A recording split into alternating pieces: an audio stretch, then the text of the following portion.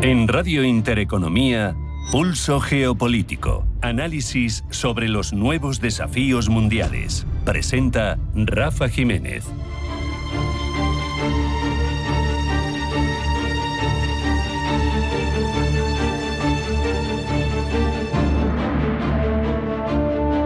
Bienvenidos al Pulso Geopolítico de Intereconomía, en el que ponemos la mirada en el interior de Estados Unidos, en sus ciudadanos, en cómo están viviendo tener un presidente de formas y maneras tan heterodoxas. Porque desde su retorno a la Casa Blanca en enero de este año, Donald Trump ha implementado una serie de medidas que no están dejando indiferentes a sus ciudadanos, están generando una profunda división en la opinión pública de Estados Unidos.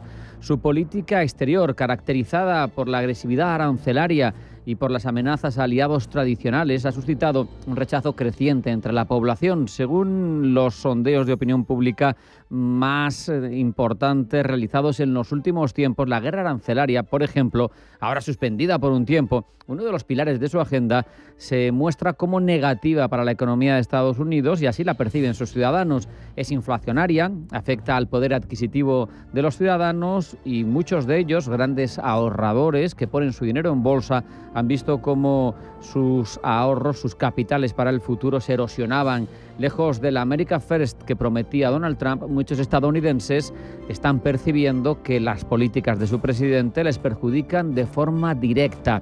El triunfalismo retórico de Trump, que es una constante y que lo anima en su forma de pronunciarse públicamente, contrasta mucho con la realidad que reflejan las encuestas y con cómo la viven sus ciudadanos.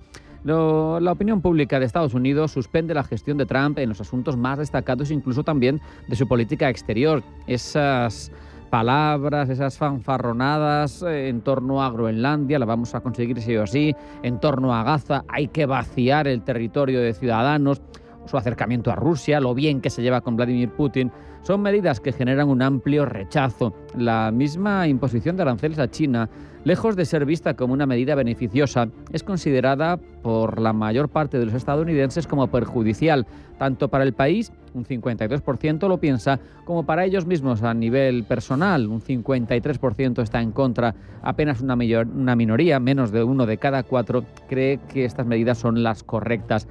Es un descontento que se extiende a muchos otros ámbitos de la política exterior de Donald Trump, que es la que más está comprobándose fuera de sus fronteras, pero que no gusta a los ciudadanos de Estados Unidos que lo han aupado al poder.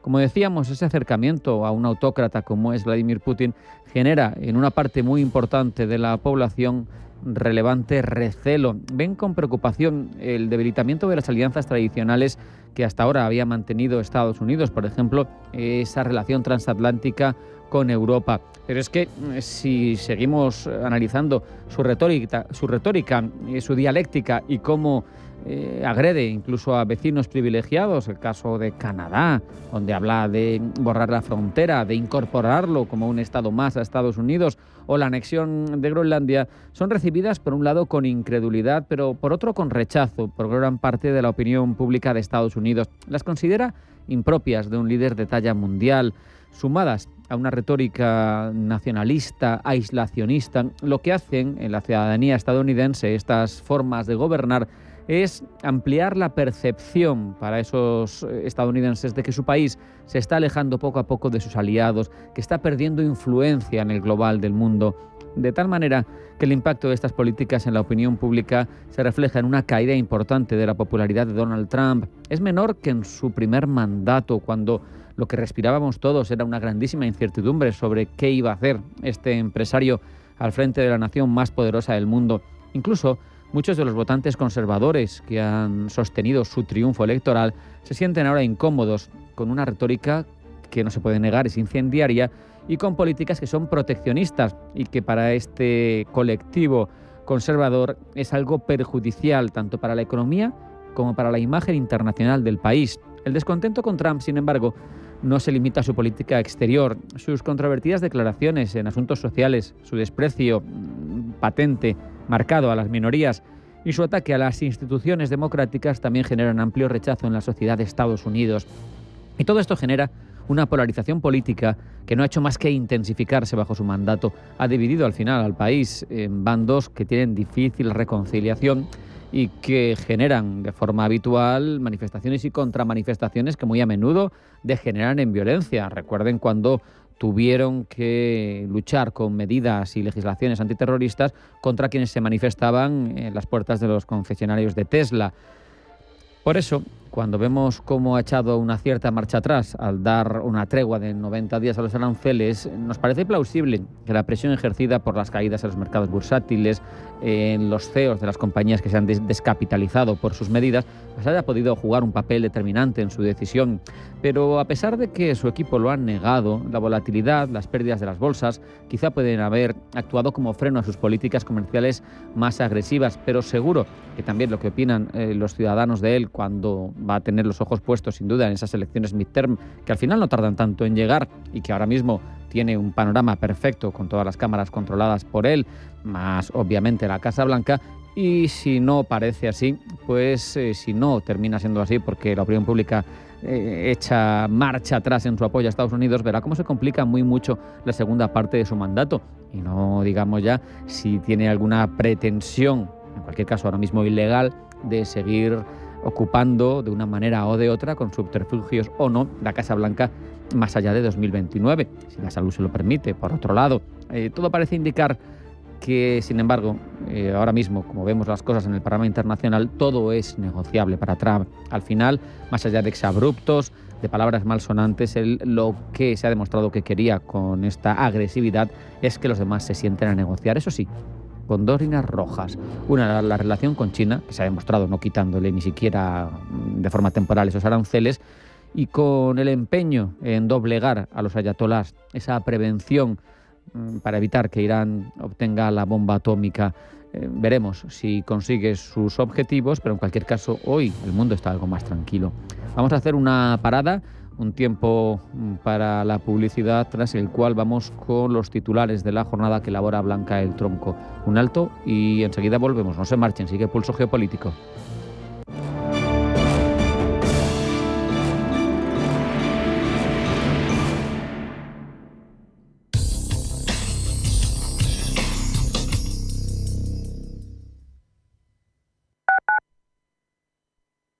Abuelo, quiero trabajar, pero me piden 1000 cosas digitales. Apúntate a los cursos gratis de Madrid Aula Digital. Yo fui el otro día a uno. ¿Tú? Claro, aprendí a evitar fraudes en Internet y hasta manejo mejor el móvil. También hay cursos para ayudarte a encontrar empleo. auladigital.comunidad.madrid. Me inscribo ya. Proyecto financiado por la Unión Europea. Next Generation. Plan de recuperación. Gobierno de España. Comunidad de Madrid. El 15 de junio Las Ventas vivirá una de las grandes citas de la temporada. Corrida de toros in memoriam de Victorino Martín, con los toros de esta ganadería legendaria para Paco Ureña, Emilio de Justo y Borja Jiménez. Compra ya tus entradas en las-ventas.com. Atención inversor, únete al club de inversión de Grupos Eneas. Estamos especializados en la compra, reforma y venta de inmuebles y otros activos, ofreciendo rentabilidades muy atractivas. Coinvierte con nosotros. 91 639 0347. Grupos Eneas, tu aliado en la inversión. Si has sufrido violencia sexual, llama al 900-599-316. En el Centro de Crisis 24 Horas de la Comunidad de Madrid te ofrecemos atención psicológica, asistencia jurídica y apoyo social. Siempre disponibles para ayudarte. 900-599-316. No importa la hora ni el día, estamos siempre para ti. Campaña financiada por la Unión Europea Next Generation, Plan de Recuperación Gobierno de España, Comunidad de Madrid. Hola Raúl, ¿qué tal el cole? Hoy nos han enseñado un vídeo de osos panda. Son lo máximo. Pues se me ocurre una idea. En Zoo Aquarium de Madrid tienen una pareja de pandas. ¿Vamos a conocerlos? ¿En serio? Sí, por favor. Ven al Zoo de Madrid y conoce a nuestra increíble pareja de pandas. Una experiencia única en familia. Te esperamos. Radio Intereconomía, la radio de los negocios para estar bien informado. Eres lo que escuchas.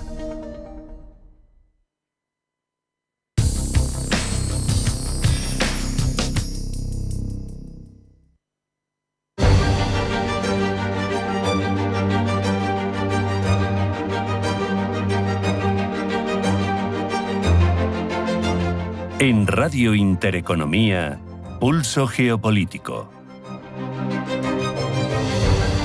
Vamos ya con la información internacional. Primero los titulares que elabora Blanca del Tronco. Blanca, bienvenida, buenas tardes. Buenas tardes. Bruselas celebra la pausa arancelaria de Donald Trump. Es un paso importante, dice la presidenta de la Comisión Europea, hacia la estabilización de la economía global. En un mensaje en X, Ursula von der Leyen insiste en que las condiciones claras y predecibles son esenciales para que funcione el comercio y la cadena de suministro, y aboga de nuevo por un acuerdo de aranceles cero entre la Unión Europea y los Estados Unidos. La presidenta comunitaria asegura además que Bruselas sigue comprometida con las negociaciones con Washington. Tregua arancelaria para todos, salvo para China. Al país asiático, el presidente estadounidense le eleva los aranceles al 125%. Desde el gigante asiático mantienen la puerta abierta al diálogo, pero avisan seguirán tomando las contramedidas necesarias para salvaguardar su soberanía, seguridad e intereses, y si Estados Unidos insiste en seguir su propio camino, China lo seguirá también hasta el final. Pedro Sánchez iniciará mañana su visita oficial a China. El presidente del gobierno llega mañana a Pekín en pleno fragor de la guerra comercial entre Washington y Pekín, convirtiéndolo en el primer líder europeo en abordar la situación de forma directa con el mandatario chino Xi Jinping, a la vez que busca atraer inversiones con la baza de una buena relación bilateral. Israel continúa con su ofensiva en Gaza. El ejército israelí continúa bombardeando a lo largo del territorio de la Franja de Gaza 3 semanas después de que rompiera el alto el fuego en un periodo en el que han muerto, según datos de Hamas, cerca de 1.500 gazatíes. En Bruselas, reunión de la llamada Coalición de Voluntarios. Coalición que impulsan Reino Unido y Francia para dar garantías de seguridad a Ucrania en caso de un acuerdo de paz con Rusia. Sobre el terreno, Ucrania advierte del incremento de la actividad rusa en sus regiones fronterizas de Kharkov y Sumy, mientras continúan los ataques aéreos de ambos bandos pese a los llamamientos de tregua de Washington. Nuevo encuentro diplomático entre Estados Unidos y Rusia. Delegaciones de ambos países se reúnen en Estambul, conversaciones enfocadas en la normalización de las relaciones. En la agenda no está la situación en Ucrania. El encuentro será dirigido por el nuevo embajador del Kremlin en Washington, Alexander Darchev, y por la subsecretaria de Estado adjunta de Estados Unidos, Sonata Coulter.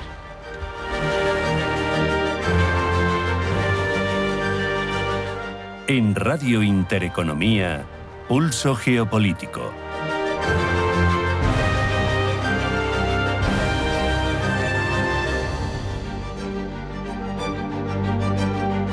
Hemos puesto las bases de la información internacional en la que ahora profundizamos, Blanca. La guerra comercial entre Estados Unidos y China sube este jueves un escalón más cuando entran en vigor los aranceles del 84% de China sobre productos estadounidenses y los aranceles del 125% impuestos por Donald Trump a los productos del gigante asiático. Rubén Gil. El gigante asiático está soportando hasta ahora la peor parte del aumento de los aranceles comerciales y no ha mostrado de momento signos de ceder. Es más, desde China advierten que las amenazas y el chantaje no van a funcionar. El ministro de Comercio chino asegura que Pekín seguirá tomando contramedidas para proteger su soberanía, sus intereses y su seguridad. El titular chino de Exteriores asegura por su parte que China no se va a quedar de brazos cruzados y no permitirá que se prive a su población de sus intereses ni se socaven las leyes multilaterales del comercio internacional. El ministro asegura además que Pekín no quiere la guerra, pero no rehuirá el enfrentamiento. ¿Pero qué armas tiene China para responder a Donald Trump? Las represalias de Pekín a los aranceles estadounidenses impactarán sobre todo en tecnología, agricultura, maquinaria o aviación. Pablo Llanone. De hecho, China ya ha actuado y ha atacado a Estados Unidos a través de la cultura. Ha anunciado la reducción de la compra de películas y series estadounidenses, asestando un golpe duro a Hollywood y su influencia en el mundo. Es el efecto, dice un portavoz del gobierno chino, de seguir las leyes del mercado ante los aranceles. Dentro de esta línea, el siguiente objetivo de China podrían ser las empresas estadounidenses que operan en su suelo, la exportación de tierras raras y la suspensión de importaciones agrícolas y tecnológicas, algo que podría afectar bastante a Estados Unidos, teniendo en cuenta que en el año 2023 Pekín importó bienes norteamericanos por un valor de 150.000 millones de dólares. La agricultura sería uno de los sectores damnificados, especialmente después del 84% de aranceles en represalia impuestos sobre el pollo, trigo, maíz o la soja, entre otros productos agrícolas. La tecnología también estaría en el punto de mira de las represalias de China. Por poner un ejemplo, el gigante asiático compra al año chips estadounidenses valorados en $10.000 millones. Muchos de ellos son de la empresa Intel, cuyos ingresos de 2023 dependieron aproximadamente un 30% de China. Si el gigante asiático decidiese reducir sus compras a la compañía, los efectos serían fatales. Otras respuestas peligrosas para Washington podrían ser las sanciones a empresas estadounidenses que operan de manera integrada en suelo chino, como es el caso de Apple o Tesla. Además, China es uno de los principales tenedores de deuda de Estados Unidos. Se estima que supera los $800.000 millones. El impacto de que Pekín retirase esta apuesta por el Tesoro estadounidense es de alto riesgo. Tampoco hay que olvidar que China controla las cadenas de suministro globales en términos de tierras raras. Tiene bajo su dominio un 80% de algunos de los suelos más valiosos del planeta para el sector tecnológico. Si decidiese irrumpir el suministro de estos bienes, podría frenar de manera drástica el crecimiento de la industria norteamericana. Y en medio de esta guerra abierta llena de posibilidades y amenazas, Sánchez emprende su camino a China tras acabar su visita a Vietnam. Mañana se reunirá con Xi Jinping a primera hora de la mañana con el objetivo de fortalecer lazos comerciales. Pablos. Encuentro bilateral que ha despertado hostilidades en el seno de la Casa Blanca. El secretario del Tesoro, Scott Bessent, no aprueba esta visita. Considera que los acercamientos de Sánchez con Xi Jinping son como cortarse el cuello, sugiriendo que tal movimiento podría ser perjudicial para los intereses económicos de España. Quizá en respuesta a esta amenaza, hoy Sánchez ha declarado que sus encuentros con Hanoi y Pekín son una manera de mantener las puertas abiertas, algo que no rechina con los intereses de Europa. Esa es la hoja de ruta de Europa. Y ahora no solo vamos a mantenerla, sino que vamos a ampliarla y vamos a perseverar en ella, con más apertura, con más cooperación, con nuevos socios. Entre tanto, la Comisión Europea guarda silencio sobre el encuentro entre Sánchez y Pekín celebrado mañana. Otras veces se ha mostrado crítica de estas reuniones bilaterales. Ahora, la postura de Bruselas hacia la actitud de Sánchez es un misterio. Aunque el pasado 8 de abril von der Leyen mantuvo una conversación telefónica con el primer ministro chino, Li Qiang, e hicieron hincapié en la importancia de que ambos mercados fortaleciesen sus lazos. Por lo pronto, el gobierno español habla de multilateralismo y se muestra en parte como un enviado especial de Bruselas a la región asiática. Esta visión encaja con la narrativa que se hace desde el Global Times, medio chino con independencia editorial cuestionable. Desde aquí se informa de que los acercamientos de Sánchez y Leyen, sumados también a los del presidente del Parlamento finlandés, Jussi Halla-aho, a principios de la semana, y el del vicepresidente de la Comisión Europea y comisario de Comercio y Seguridad Económica, Maros Šefčovič, a principios de marzo, se enmarcan, dice, en la intención europea de mantener la calma y adoptar un enfoque constructivo hacia China. Y mientras la tensión entre China y Estados Unidos aumenta, la tregua de 90 días anunciada ayer por Donald Trump a todos, salvo al gigante asiático, parece calmar las aguas a este lado del Atlántico. Bruselas anuncia también que suspende sus aranceles por un periodo de 90 días. Paloma Arnaldos. Ojo por ojo, pero si Estados Unidos suspende aranceles, Bruselas también. La presidenta comunitaria Ursula von der Leyen ha anunciado que la Unión Europea aplazará 90 días la primera réplica aprobada ayer a los llamados aranceles recíprocos de Donald Trump. La medida iba a entrar en vigor por fases a partir del 15 de abril, pero dice ahora von der Leyen, Bruselas quiere darle una oportunidad a la negociación. Eso sí, si las negociaciones no prosperan, avisa la presidenta comunitaria, las medidas entrarán en vigor. Desde la Comisión Europea aseguran que esta pausa dará espacio además a los servicios comunitarios para analizar y calibrar la nueva situación. Habla von der Leyen mientras su vicepresidente y comisaria de competencia, Teresa Rivera, considera que Donald Trump ha pausado la aplicación de los aranceles recíprocos al darse cuenta de que la guerra comercial no era una buena idea. Su amigo de Estados Unidos pensó que quizá entrar en una guerra comercial podría ser una buena idea y aparentemente no es tan buena idea. Palabras de Rivera en respuesta al eurodiputado de Vox, Jorge Buxade, durante una comparecencia en la Comisión de Empleo del Parlamento Europeo.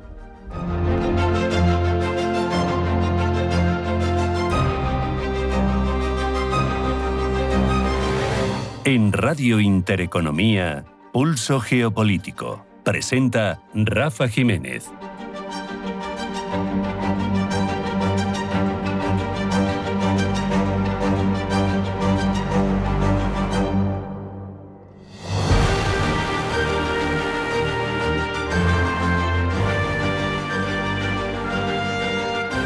Es un momento perfecto, impulso geopolítico para mostrar, que es lo que hacemos en esta sección habitualmente, cómo la verdad no es inmutable, al menos en el ámbito de la información geopolítica, filosóficamente tampoco, porque depende mucho lo que nos cuentan sobre la actualidad internacional de los sesgos de cada medio de comunicación, de sus intereses, también de cada país en concreto. Esto es un empeño que hemos puesto en manos de Pablo Llanón en cada una de nuestras ediciones de Pulso Geopolítico. Pablo, bienvenido, buenas tardes. Buenas tardes. Comenzamos con Wall Street Journal, porque desde ese rotativo estadounidense nos cuentan que Volodymyr Zelensky asegura que más de 150 soldados de nacionalidad china estarían luchando por Rusia en ese campo de guerra que se desarrolla ahora mismo en Ucrania. Y desde The Guardian nos ponen al día de lo que Zelensky piensa sobre la hipotética implicación de Pekín al respecto. Desde el rotativo británico progresista se dice que Zelensky cree que el Estado chino sabía que sus ciudadanos estaban allí, pero no creía que el país les hubiera dado ningún tipo de orden para que se uniese a la lucha.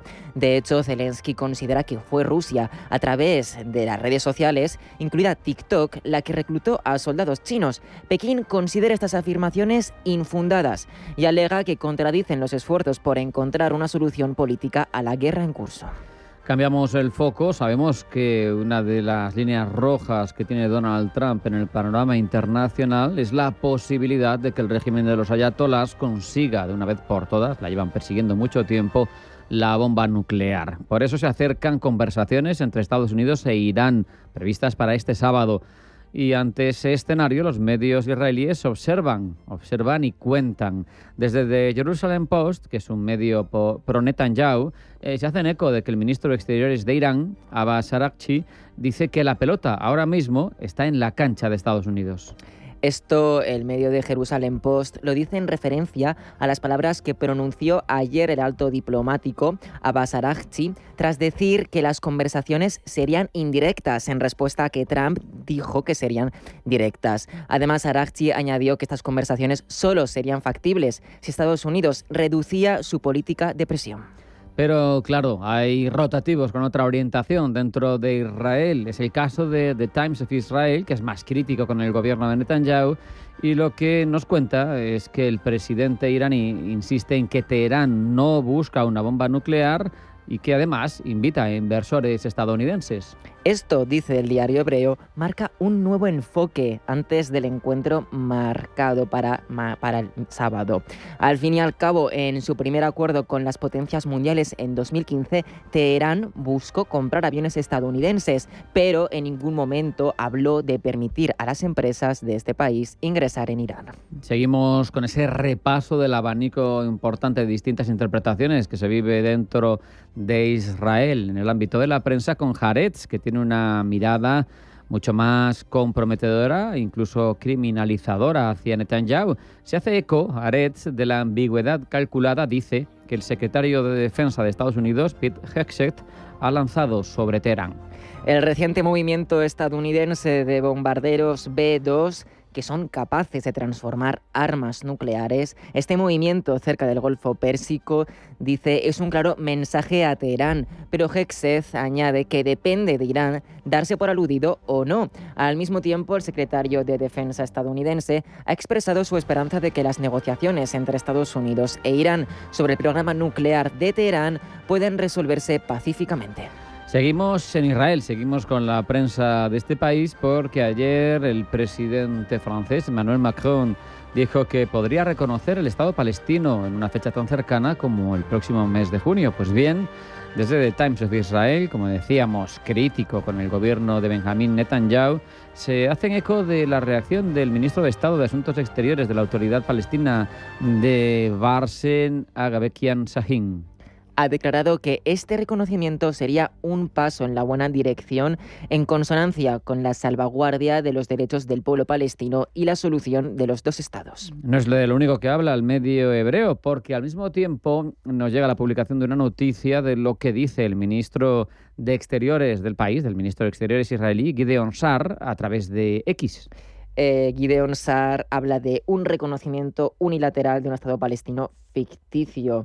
Dice que esto, si pasase por parte de cualquier país, en la realidad que actualmente se está llevando a cabo, sería un premio al terrorismo y un impulso para Hamás. Este tipo de acciones, prosigue Sa'ar, no acercarán a la paz, ni a la seguridad, ni a la estabilidad en la región de Oriente Próximo. Al contrario, solo las alejarán aún más. Y además, ante estas declaraciones de Gideon Sa'ar, del ministro israelí, el rotativo Haaretz dice en su titular que el anuncio de Emmanuel Macron genera ira israelí, pero entre tanto, desde otra cabecera, desde The Jerusalem Post, se hace énfasis en que el presidente galo dice que al reconocer Palestina, a ese reconocimiento de Palestina, podría acompañar el reconocimiento de Israel por parte de otros países en contraprestación.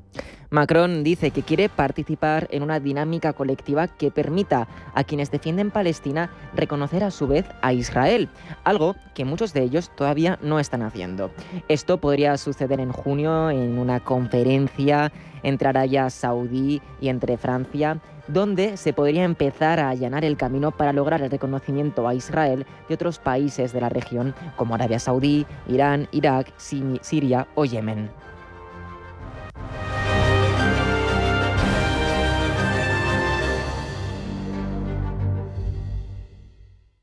Valladolid enamora con su Semana Santa.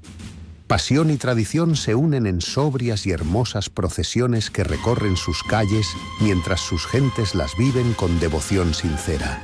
Una celebración única, y en Caja Rural de Zamora estamos a su lado como parte esencial de esa tradición y el más profundo compromiso con nuestra tierra. Caja Rural de Zamora, gente como tú. ¿Sabías que las empresas con mayor diversidad suelen tener mejores resultados financieros? La estrategia Global Diversity Engagement de Nordea invierte en compañías líderes en diversidad y colabora con las que van por el mismo camino, porque la diversidad importa también en lo financiero. Descubre más en nordea.es. Esta Semana Santa ven a uno de los yacimientos romanos más importantes del mundo, la Villa Romana La Olmeda en Pedrosa de la Vega, Palencia.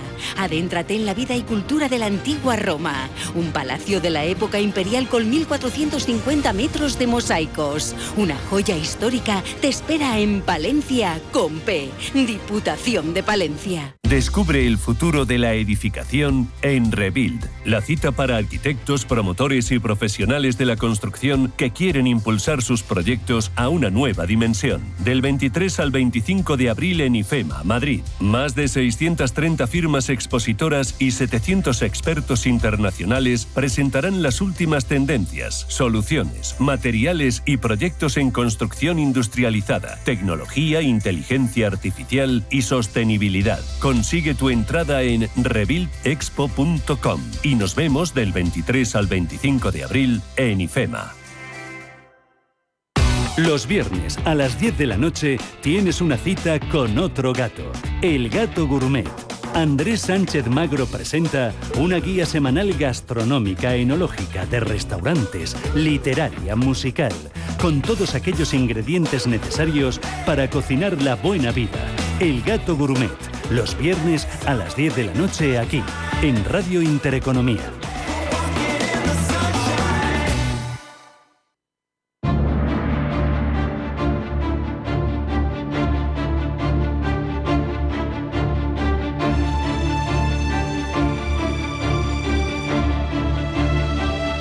En Radio Intereconomía, Pulso Geopolítico.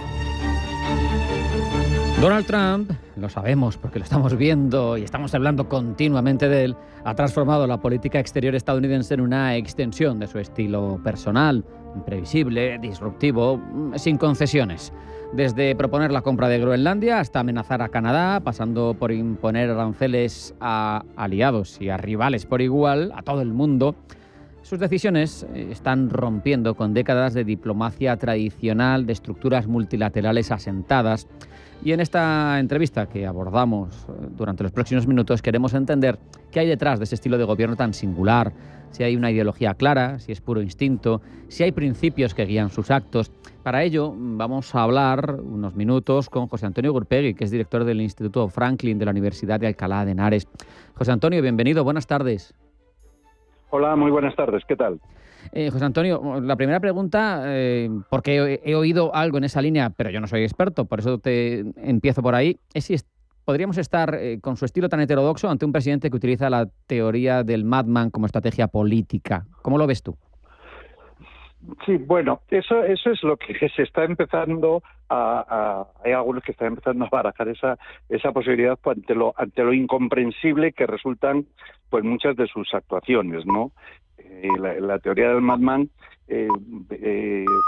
ya habla de esto ya, incluso Maquiavelo ya hablaba de todo eso, ¿no? Pues se acuñó sobre todo con Nixon en la guerra de Vietnam, cuando decía que podía tirar una bomba atómica en Vietnam del Norte, ¿no? Y entonces pues asustaban un poco los diplomáticos norteamericanos, como diciendo, cuidado, que esto está muy loco, ¿no? Que está el madman, me imagino que todo el mundo sabe inglés, pero es la teoría del loco, ¿no? Es decir, tenemos un gobernante tan loco, tan pirado, que es capaz de hacer cualquier cosa, ¿no? Y eso que sería un poco pues como arma arrojadiza o para infundir temor en la gente a quien gobierna, ¿no? Claro. Yo pienso que no, o quiero creer, ¿no? Que por muy alocada o por muy heterogénea y antiortodoxa que sea la heterodoxa que sea la política de Donald Trump, no nos encontramos en esa situación. Sí creo que en algún momento pues improvisa, ¿no? Por más que quieran decir que no. Me estoy refiriendo a la portavoz de la Casa Blanca, a Leavitt, cuando dice esa marcha atrás, este caos que está provocando, ¿no? Cuando dice, no, si todo esto es que no habéis sabido leer, todo esto forma parte de la jugada. Bueno, efectivamente Donald Trump parece que juega un poco al póker, eso no lo negaremos, pero yo creo que no, que se le fue de las manos el tema de los aranceles y ha tenido tantas presiones por tantas partes que ha tenido que recoger velas a ver lo que ocurre. Pero yo me cuesta creer que formara parte de la jugada, como decía la portavoz de la Casa Blanca. Vamos a ahondar en otros asuntos, pero si pensáramos que hay declaraciones o decisiones que justifican que pudiéramos estar hablando de teoría del madman, te preguntaría, José Antonio, ¿cuáles son los riesgos y beneficios de ese tipo de políticas, tanto en política exterior como para el orden global, ¿no? O sea, tanto para Estados Unidos, tener un dirigente con esa tendencia, como para el orden global, ¿qué pasa cuando hay un dirigente así? Mira, lo primero, dirigentes que se ha identificado un poco con esta política del madman han sido siempre dictadores de alguna forma, ¿no? Estoy pensando, por ejemplo, Saddam, dos que siempre se ha hablado de ellos son...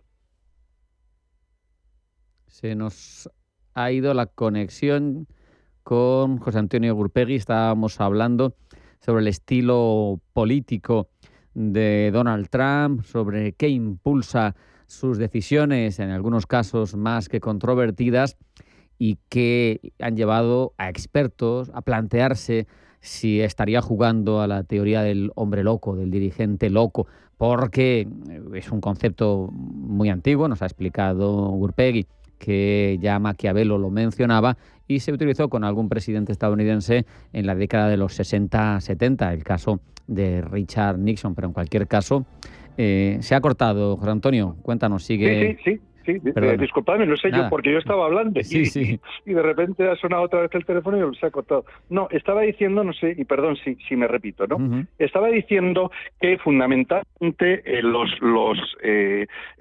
políticos o los líderes políticos que se identifican con este dirigente loco son fundamentalmente dos, aparte de Nixon en su momento, pero fundamentalmente son Gaddafi y Saddam Hussein, ¿no?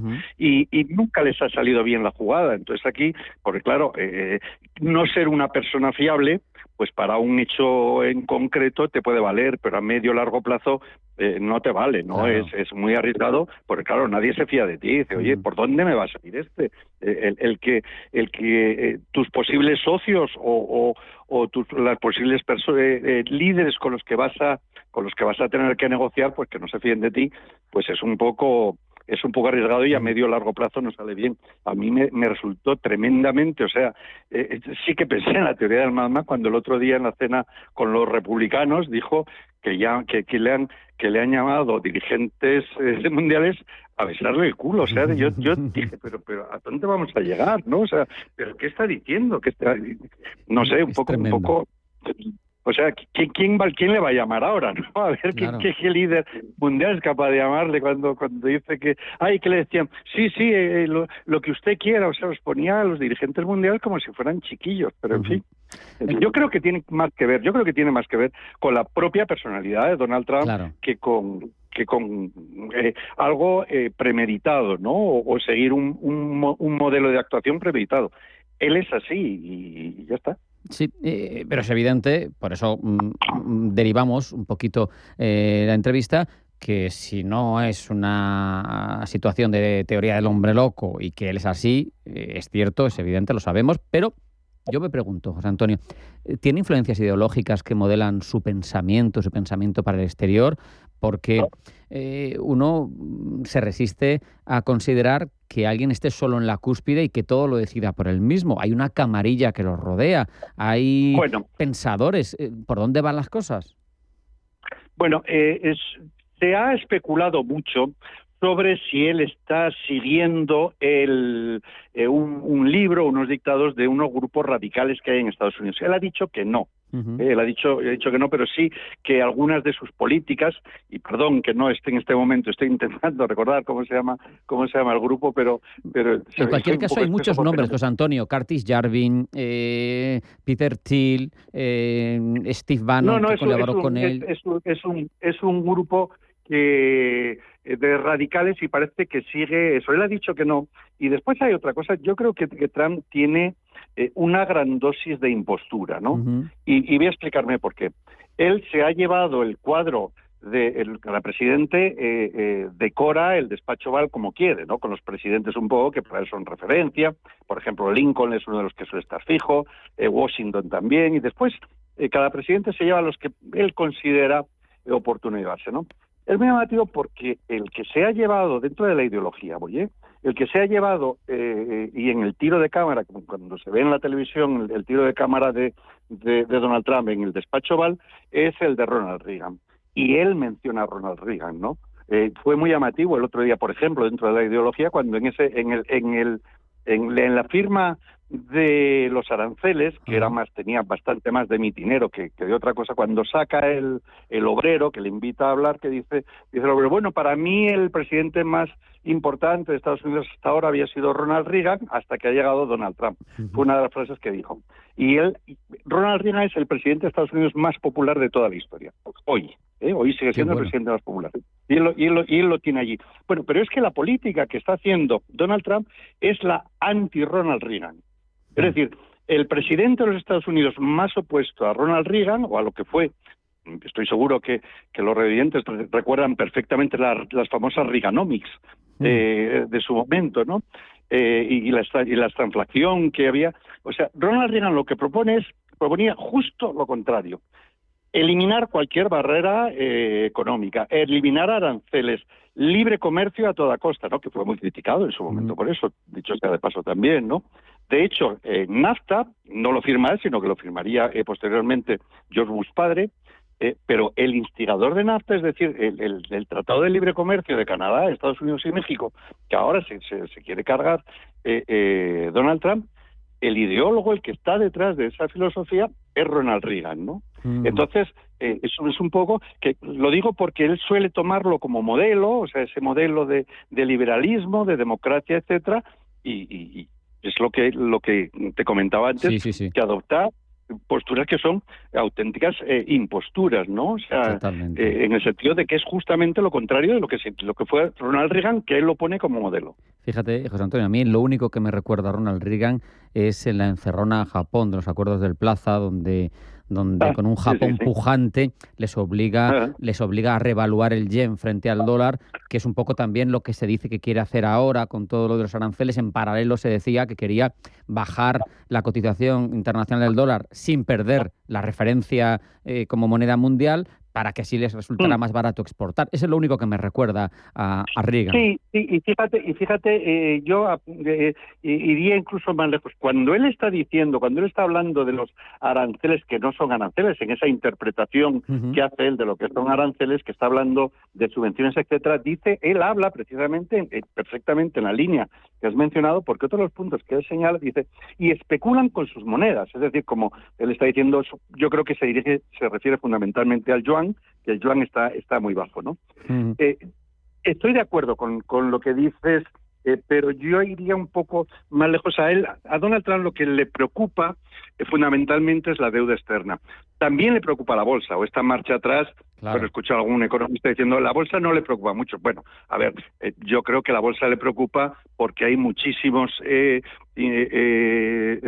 jubilados norteamericanos que dependen de la bolsa, que son votantes suyos, que están viendo que baja y dicen, bueno, entonces no le preocupará en lo que es su política económica, pero le preocupa desde luego y muy mucho por sus votantes, ¿no? Eso sí que le preocupa. Y efectivamente él quiere bajar el dólar, es uno de los puntos que se dice, bueno, es que quiere llevar a una recesión, aunque ha echado marcha atrás en parte, por eso cuando, no sé, fue JP Morgan, ¿cuál ha sido el que lo ha mencionado? Perdón, que estoy un poco... Jamie Dimon habló, que es el de JP Morgan. Eso, cuando dijo, oye, que vamos a entrar en recesión, ¿no? Eso es lo que le ha hecho echar marcha atrás, que ha hecho, bueno, a ver qué es lo que ocurre. Pues se especulaba con que si una recesión podía significar un abaratamiento del dólar pues significaba poder pagar la deuda externa, que yo sí creo que es un problema la deuda externa y sobre todo los intereses. Tienen 6 meses. En el rato que estamos hablando, los intereses Estados han Unidos, supuesto 30 millones de dólares. Claro, en 6 meses le vencen 9 trillions, 9 billones de dólares de deuda, que si la tiene que renovar ahora a interés alcista, porque, por ejemplo, grandes tenedores como China venden o Japón vendieran lo que tienen, sería un mazazo para la economía estadounidense, sin ninguna duda, porque son el primer y el segundo tenedor de deuda externa. Efectivamente. Japón, se dice China, pero es primero Japón. Exactamente. Japón es el que más tiene y después China. Sí, sería, y parece ser que China puede estar atacando por ahí, ¿no? Claro. Yo leí esta mañana, que no sé si era el USA Today, no recuerdo cuál era el ley de esta mañana en cualquier caso, ¿no? Que China podía estar atacando precisamente por ahí, ¿no? Con esa posibilidad de venta de deuda externa. Para terminar, José Antonio, te pregunto, tú que estás especializado en el estudio de Estados Unidos, que conoces tanto de su idiosincrasia política, de su tradición presidencial, si tuvieras que definir el pensamiento político, geopolítico de Trump en una sola corriente ideológica, ¿cuál sería? ¿Nacionalista, realista, tecnócrata, populista, pragmático? Trumpismo. No, trumpismo. O sea, es algo creo que tan singular y tan distinto a todo lo que conocemos, porque no se acoge realmente a ninguna norma. Es que no hay ninguna norma a la que te puedas acoger, porque dices, pues los neocon, por ejemplo, es que también se acordarán los oyentes, ¿no? De Bush hijo con los famosos neocon, y pues es que tampoco es un neocon, es que tampoco es un neoliberal. Yo no creo mucho en los neoliberales, o seas liberal o no seas liberal, ¿no? Pero bueno, pero acepto la terminología de neoliberal, pero es que no se ajusta a ninguno, quizás, y eso es el desconcierto que nos crea, o que al menos a mí me crea, y que puede ocurrir, ¿no? O sea, medidas como, porque claro, es que él está proponiendo, cuando hablaba de estas actuaciones impostoras de alguna forma, es que él está proponiendo un nuevo orden mundial, no solo en el terreno económico. Si me dejas un minuto puedo hablar de esto, porque y el político. O sea, en primer lugar pide la alteración del orden económico que fue Estados Unidos después de la Segunda Guerra Mundial, quien más o menos lo diseñó y el que hemos seguido todos de alguna forma, e incluso los países comunistas con la caída del comunismo a partir del año 91, el colapso de Rusia, también adopta ese sistema, ¿no? Ahora él dice que lo altera. Pero hay otro tema que desde mi punto de vista es muy, muy importante, que no estamos viéndolo, pero que para mí es de una importancia increíble. Y es alteración no solo de las normas o del modelo económico, sino también del modelo político. Mira, hay tres acciones de Donald Trump, la última fue el otro día, que son democráticamente muy peligrosas. La primera, cuando dice hace unos meses que los hijos de los emigrantes sin papeles, aunque han nacido en Estados Unidos, hay que negarles la nacionalidad americana, ¿de acuerdo? Que Claro. eso está avalado por la Constitución. Primer punto. El segundo, cuando dice que él se puede presentar a un tercer mandato, que la enmienda 14 de la Constitución le prohíbe, pero él dice que sí. Y la otra, que ha pasado en la cena el otro día, que he hecho referencia con los republicanos, que ha pasado muy desapercibido, porque claro, él para este tema de los aranceles, para sortear al Congreso, Senado, Cámara de Representantes, echa mano de una ley sobre emergencia nacional. Ha habido legislación, como también arancelaria, la famosa ley Smoot-Hawley en 1930, Nixon, etcétera, pero pasaban por el Congreso. Él no la pasa por el Congreso. Y entonces lo que dice el otro día es, ¿para qué voy a pasarla por el Congreso si yo negocio mejor que ustedes? Es decir, está sustrayendo al Poder Legislativo sus capacidades y sus prerrogativas. Entonces yo creo que eso es muy muy preocupante, porque claro, si tú dices, no, es que yo soy mejor que vosotros, en lo que sea, en promulgar leyes, ¿para qué me hacéis falta? Realmente lo que está diciendo, a ver, yo quiero ser como Xi Jinping o quiero ser como Putin, ¿no? Que no tiene ningún control de las cámaras. Yo creo que eso es, por parte de Donald Trump, eso es muy peligroso y está pasando desapercibido porque en 3 días se ha pretendido sortear la legislación constitucional, ni más ni menos, ¿no? 3 veces, y bueno, lo estamos dejando pasar y... Fíjate, aquí lo hemos mencionado mucho, ¿eh?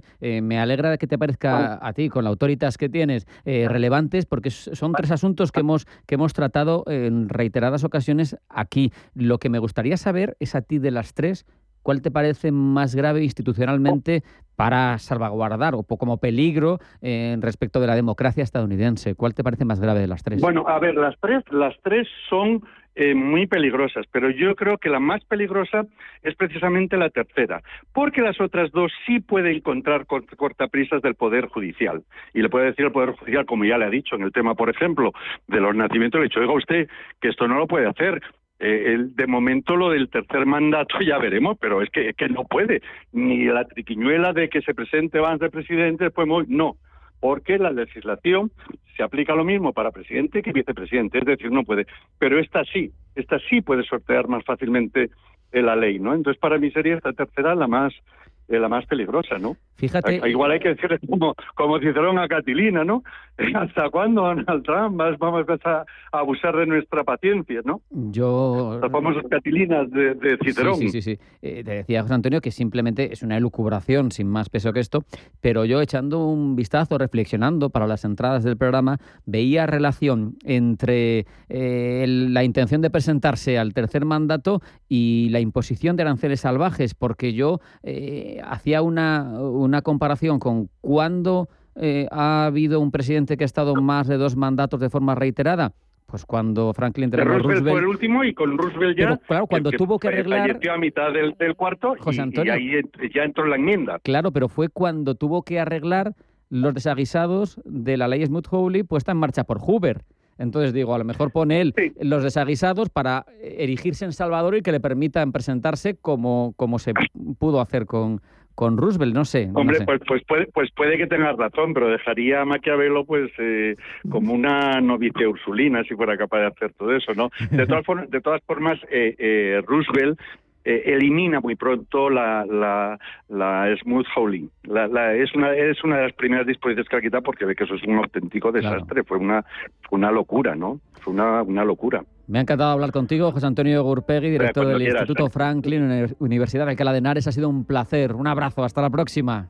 Venga, hasta la próxima cuando quieras. Un abrazo para todos. Hasta luego. Adiós. Y en un escenario internacional marcado por el auge del nacionalismo, competencia de grandes potencias, el giro transaccional de Estados Unidos, nos encontramos con una Unión Europea que no se halla, que está ante el reto de redefinir su papel en la relación transatlántica, de ver en brazos de quién se echa o con quién se alía. En cualquier caso, queremos ver cuáles son los desafíos, los límites, las oportunidades que tiene por delante una Europa que tiene que lidiar con un mundo que está cambiando a una velocidad inusitada. De eso hablamos con Antonio Alonso, profesor de Relaciones Internacionales de la Universidad CEU San Pablo. Antonio, bienvenido. Buenas tardes. Muy buenas tardes. ¿Cómo definirías la relación transatlántica de la Unión Europea y Estados Unidos en este punto concreto, cuando ha sido privilegiada históricamente, pero ahora cómo es? Pues la verdad es que ya no existe tal vínculo transatlántico como tal, sino que ahora depende de quién ocupe la Casa Blanca y de quién ocupe el puesto en Bruselas. Digo esto porque hace 5 años, cuando Donald Trump perdió las elecciones, pues Ursula von der Leyen publicó varios mensajes diciendo, uy, menos mal, qué alegría, no sé qué. En fin, es decir, ya depende de quién ocupe la presidencia de la Casa Blanca. Ya no es un vínculo transatlántico en el cual pues es una relación estable, amigable, etcétera, sino que ahora depende a los líderes de Bruselas, pues depende de quién ocupe la Casa Blanca, se aumenta esa confianza o no, porque lo que hemos visto en los últimos 3 años con Biden es pues un pliegue total a lo que le dijera Joe Biden, y ahora con llega Donald Trump empezaron, eso sí, con muy buenas palabras en enero, pero luego a continuación Donald Trump ha demostrado a todo el mundo que, ojo, Estados Unidos está aquí todavía y tiene mucho de qué dar de hablar, o dar de qué hablar, y en fin, esa es la relación que tenemos, no una dependiente de del gusto de los que están en Bruselas sentados. Antonio, es evidente que Trump desprecia a la Unión Europea, ha llegado a decir barbaridades como que se creó para destruir a Estados Unidos o para dinamitar a Estados Unidos, pero en cualquier caso tampoco hay que achacar solo a Trump ese desprecio a la Unión Europea como alternativa, como interlocutor, porque mismamente en el Maidán, en 2014, cuando Estados Unidos promueve activamente todas las propuestas, las conversaciones entre el embajador y la Secretaría de Estado claramente hacen alusión a que no les importa nada, ¿no? A este candidato no le va a gustar a la Unión Europea, me importa un pimiento, me da igual lo que diga la Unión Europea. Se ríen de nosotros, incluso en Signal, en Telegram, esas conversaciones que han trascendido recientemente, hay yo creo que es obvio, es lógico, ¿no? Pues es más difícil lidiar contra un bloque de 17 billones de PIB y 400 y pico millones de habitantes que contra cada uno de nosotros por separado, ¿no? Claro, hombre, la verdad es que, vamos a ver, aquí hay que tener en cuenta qué es la Unión Europea y por cómo se crea. Lógicamente, yo no estoy de acuerdo con Trump en decir que la Unión Europea nació para fastidiar a Estados Unidos. Lo que sí que hay un dato objetivo es que Estados Unidos ha intentado poner todos los palos en la rueda para que la Unión Europea no crezca y no se fortalezca, de manera que no sea un adversario fuerte, sólido, como lo puede ser ahora China, de Estados Unidos. Por ejemplo, en el tema de la defensa, el tema de la defensa común, quiero decir, de la Unión Europea, no salió adelante, y esto todo el mundo lo sabe, no es ningún secreto, se ha publicado y se ha dicho públicamente por parte de líderes británicos que quien obstaculizaba eso era el Reino Unido por un lado y por otro lado Estados Unidos, porque no le convenía. Dicho esto, es cierto que efectivamente a día de hoy, y esto lo ha dicho Borrell en numerosas ocasiones, a día de hoy la defensa de Europa, no solo de la Unión Europea, sino del continente europeo, está en manos de Estados Unidos. Poco a poco tendremos que ir orientándonos hacia la creación de una defensa común, pero hasta que eso suceda, que será dentro de 20, 25 años, si nos ponemos a trabajar ya, porque hay material para eso, pero se necesita mucho trabajo, bueno, pues hasta ese momento, aún así, la defensa de Europa, del continente europeo, recaerá en manos de Estados Unidos. Nos conviene llevarnos mal con Trump, nos conviene insultarle, nos conviene menospreciarle, como ha hecho, por ejemplo, el presidente de España, el presidente del gobierno de España. Pues no lo creo. No es la actitud más inteligente. Pero, y volviendo un poquito al inicio de la pregunta, tenemos que entender muy bien cuál es la relación que se establece entre Estados Unidos y la Unión Europea. Estados Unidos es una superpotencia, la Unión Europea es un juguetito, de tal manera que no es una relación de igual a igual, es una relación pues de que quien manda y de los vasallos. La gran crisis que se vio fue en el año 2003, en la guerra de Irak, porque en la guerra de Afganistán sí que fuimos todos a una, etcétera, etcétera, pero cuando llegó la guerra de Irak, aquí cada país europeo tiró para un lado, pues nosotros estamos del lado de Estados Unidos, nosotros no, y ahí es donde se vio pues precisamente ese mando, ese poder de Estados Unidos a la hora de concitar alianzas o no. Claro, pero ¿qué margen tiene entonces Europa para conseguir esa autonomía estratégica que tanto desea? ¿Y qué le puede pasar, Antonio, si finalmente es percibida como un actor subordinado en un tablero global que tenga, pues yo que sé, Estados Unidos, China, Rusia o quien sea, como predominantes? Bueno, pues es una pregunta muy interesante porque aquí hay que distinguir entre lo importante y lo urgente. Lo importante es construir esta defensa europea, pues ya digo, eso tardará todavía 20 años, y lo urgente es pues adquirir capacidades de defensa cada vez más. Obviamente, la industria de defensa europea, Estados Unidos se ha encargado de que sea mínima o de que esté muy poco desarrollada, estando bastante desarrollada, porque hay compañías o empresas en España, en Italia, en Francia también y en Alemania que están muy avanzadas, tienen pues grandes avances tecnológicos, pero claro, todavía dependemos de Estados Unidos para los aviones, las fragatas, etcétera, ¿no? Bueno, eso por un lado. Y luego por otro, efectivamente, no es que nosotros nos percibamos o no como mejores o peores o lo que sea, sino que ya digo, el propio Borrell en numerosas ocasiones lo ha repetido, nosotros no somos un jugador de primer nivel. Claro. Que cuando se acaba la Segunda Guerra Mundial, y esto lo recuerda él, éramos el 20% de la población mundial. A día de hoy somos el 5%. Es decir, tenemos que tener conciencia de qué somos, quiénes somos, cómo nos tenemos que situar en el tablero geopolítico de la actualidad y ver que no somos ni los reyes, ni las reinas, ni los alfiles, ni las torres. A lo mejor somos caballos y si nos descuidamos un poquito acabaremos siendo peones. Tenemos que elegir muy bien nuestros adversarios y nuestros aliados. Quizá una clave está en hablar como bloque. 17 billones, 400 y pico millones de habitantes, pero la pregunta es, ¿alguna vez seremos un bloque real, me refiero? Que no seamos 27 voces, 27 grillos que se puede dividir vinces, aprovechar nuestro interlocutor y nos puede debilitar. ¿La clave está en la construcción europea, en ceder soberanía? ¿Cómo lo ves tú? Pues no sé si la clave está en ceder soberanía, pero sí que sé que efectivamente si no somos un bloque unido, efectivamente nos van a tomar por el pito del sereno, valga la expresión. Vamos a ver, hace como 6-7 años la República Popular de China planteó el proyecto del BRI, el Belt and Road Initiative, la nueva ruta de la seda, se lo ofreció a la Unión Europea. La Unión Europea tomó una posición común en política exterior, y ahí estaba Borrell para tomar esa posición común, que es que no nos vamos a meter en ese proyecto de la nueva ruta de la seda. Perfecto. China dijo, perfecto, en conjunto no queréis, entiendo vuestro mensaje, lo respeto, y a continuación lo que hizo fue negociar bilateralmente con todos esos países, con los 27 países.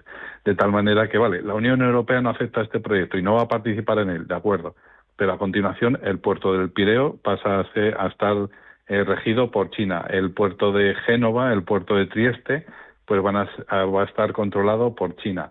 El puerto de Valencia, a partir de ahora, pues va a ser gestionado por empresas chinas. Y así suma y sigue con muchos de los países de la Unión Europea. De tal manera que efectivamente la solución sería, si queremos que se nos tome en serio, nosotros mismos nos tenemos que tomar en serio esta cuestión de la Unión Europea. Aquí la pequeña reticencia es la sospecha, la gran sospecha, de que el proyecto de la Unión Europea no sirve para, digamos, hacer país, si se me quiere entender esa expresión, sino que se quiere pues simplemente para, digamos, imponer cierto control sobre los ciudadanos europeos. De ahí el euro digital, de ahí el DNI digital, y esta es la gran reticencia. Nos ha quedado más que claro, y con esa reflexión vamos a terminar. Antonio Alonso, profesor de Relaciones Internacionales del CEU, ha sido un placer, muchas gracias. Un abrazo. Un abrazo, un abrazo. Hasta aquí Pulso Geopolítico, no hay tiempo para más. Sean felices y mañana más.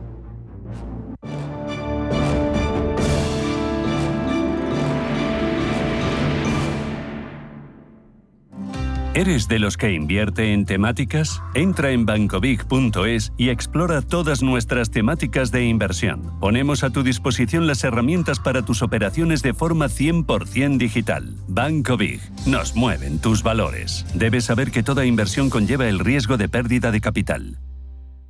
¿Tu vehículo es tu herramienta de trabajo? Alquiver es el renting realmente flexible. La solución para tener tu vehículo siempre operativo y con todos los servicios en una cuota mensual fija, sin permanencias ni sorpresas. Alquiver, la compañía pionera con la más completa gama de vehículos de renting flexible para empresas en España. Infórmate en el 900 700 009 o en alquiver.es. Silencio. La Semana Santa está en las calles de la provincia de Valladolid, en el alma de cada vecino, visitante o penitente. En cualquier rincón de nuestros pueblos y ciudades, el arte emerge de la penumbra a la luz de faroles y cirios. Silencio. La Semana Santa está en las calles de la provincia de Valladolid. Cada lugar, una experiencia. Cada paso, una emoción. Provincia de Valladolid. Mucho que ver contigo. La Hora de Miguel Ángel es un programa dedicado a la salud y la prevención de enfermedades. Con un lenguaje claro y sencillo, te explica cómo llevar una vida saludable. La Hora de Miguel Ángel, todas las noches a las 12 en Radio Intereconomía. Los mercados financieros, las bolsas más importantes, información clara y precisa. Esto es Radio Intereconomía.